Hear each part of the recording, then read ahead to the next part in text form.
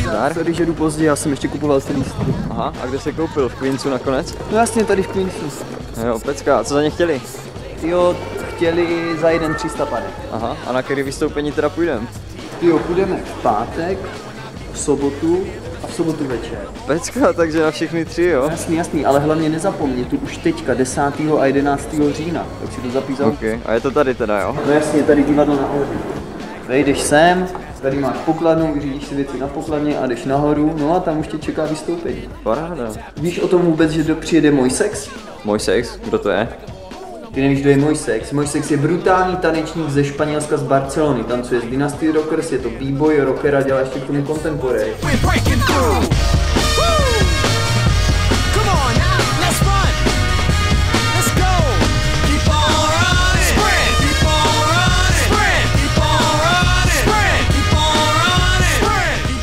No tak to je pecka, to by se od něj dalo něčemu přiučit. No jasný, má tady workshopy v pondělí v Praze a ve středu v Brně.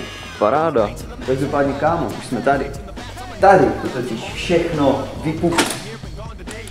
Ne. Ještě ne.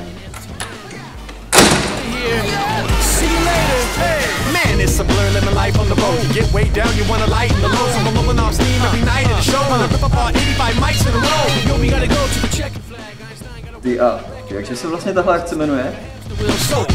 Hey, don't stop. Come on, man. Hurry up. Full speed.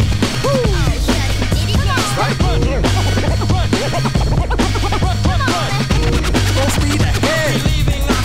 Bring out. Come on, man. Woo. Come on, man. Come on, man. Come on, man.